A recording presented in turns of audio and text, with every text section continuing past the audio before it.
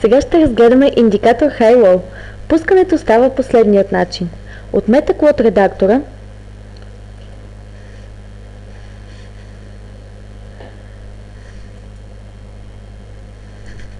избирате бутон Online Library, меню индикатори и намирате индикатор High-Low.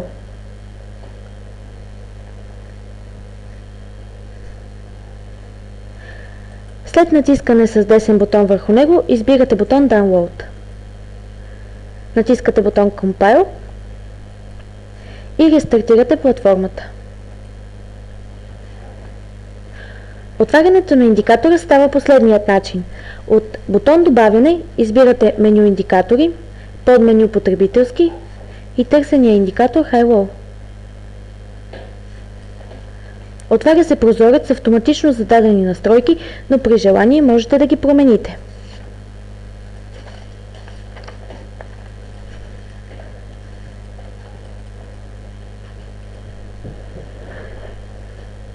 Този индикатор се изобразява върху графиката като зелени и червени точици.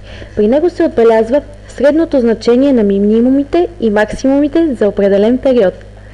За buy сигнал се приема моментът, когато индикаторът спре да чертае червени точици и започне да чертае зелени.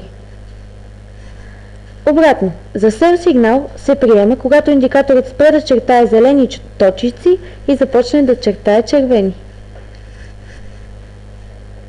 Сега ще направим примерно изследване на индикатора при реални пазарни условия.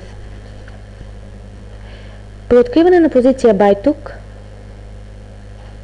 до позиция Sell тук, приблизителната печалба е 525 пипса. При откриване на позиция Buy тук до позиция Sell тук, приблизителната печалба е 624 пипса.